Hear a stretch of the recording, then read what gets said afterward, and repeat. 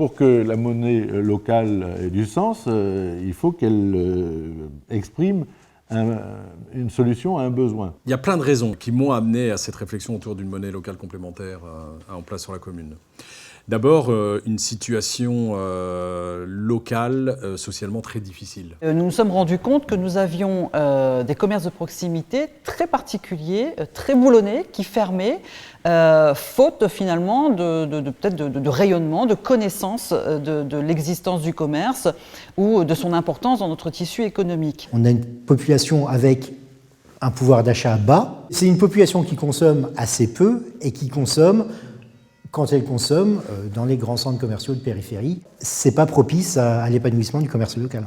En plus, avec le changement climatique dans lequel on est aujourd'hui, et les révolutions en termes de coût de l'énergie qui ne fait qu'augmenter, en termes d'accès à l'alimentation de qualité qui devient de plus en plus difficile, 35% des foyers n'ont pas de véhicule sur la commune, donc la politique de transport. Et en tant que maire, responsable politique locale, je me dis quelles sont les solutions pour nos concitoyens pour continuer à vivre dignement. Il faut qu'on trouve les moyens de préserver les emplois locaux, les emplois qui sont directement induits par notre façon de consommer.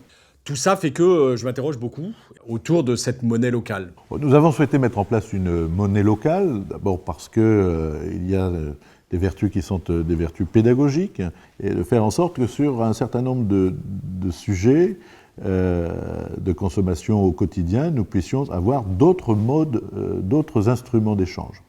Et puis, autour de cela, d'avoir une monnaie vertueuse, de rappeler comment cette monnaie locale peut soutenir les circuits courts, la production locale, de faire en sorte que par la monnaie locale, nous puissions aussi donner plus de moyens. On sait très bien que ce qui crée de la richesse dans une communauté, c'est pas la quantité de monnaie disponible, mais c'est la vitesse à laquelle cette monnaie tourne et se transmet. Un des attraits d'une monnaie locale, c'est de la rendre non épargnable ou inutile si on choisit de mettre ce mécanisme en jeu, et donc de la forcer à tourner et donc de la forcer à créer de la richesse. Donc ça, c'était un truc où je me suis dit, tiens, il y a peut-être un truc à voir de ce côté-là. Je crois que c'est ça la question qui s'interroge aussi la monnaie locale. C'est, voilà, j'ai de l'argent, c'est quelle est la meilleure utilisation que j'en fais de cet argent-là. Et c'est là où du coup, même la monnaie, on pourra réinterroger toutes les consommations. Et c'est bien l'objectif que j'ai derrière. Alors, bien sûr, il ne s'agit pas de se substituer à la monnaie classique. Ça n'aurait ni sens, ni esprit de réalité. En revanche, de dire qu'il y a d'autres façons d'avoir le lien économique avec d'autres supports.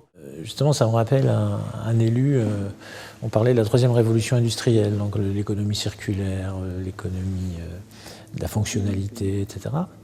Et puis l'élu en question disait, enfin bon, vous êtes bien sympa, monsieur Rifkin, enfin, est-ce que ça crée de l'emploi tout ça? Est-ce que ça crée de la richesse? Et donc une sorte d'assimilation culturelle entre la richesse et la monnaie, hein, qu'on a faite aujourd'hui en disant s'il n'y a pas monnaie, il n'y a pas richesse. Bon. Or là, le détour intellectuel, c'est de dire, vous inquiétez pas, il y a de la richesse, mais donc on va créer de la monnaie. Parce que ça va correspondre à cette richesse différente que celle que vous connaissez. Donc la monnaie complémentaire, l'intérêt, il n'est pas économique pour moi. L'intérêt, c'est le bien-être des gens. Voilà. Et je le résume comme ça, c'est ce que je cherche, c'est tout ce que je cherche. C'est un outil au service du bien-être. Et le bien-être, il n'est pas quantifiable immédiatement, il n'est pas...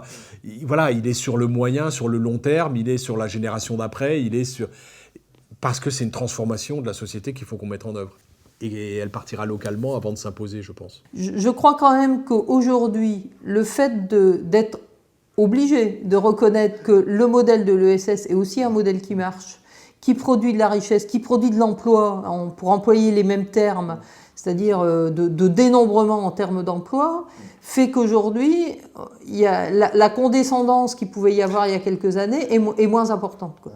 Et donc de se dire que peut-être que l'économie sociale et solidaire peut aussi apporter dans le domaine des échanges d'autres modes de faire, je crois qu'il y a une écoute aujourd'hui qui existe. Et ça, ce pari intellectuel et culturel, il Il faut avoir envie de le faire, quoi. Idéologiquement, je ne suis pas sûr que tout le monde ait envie de le faire.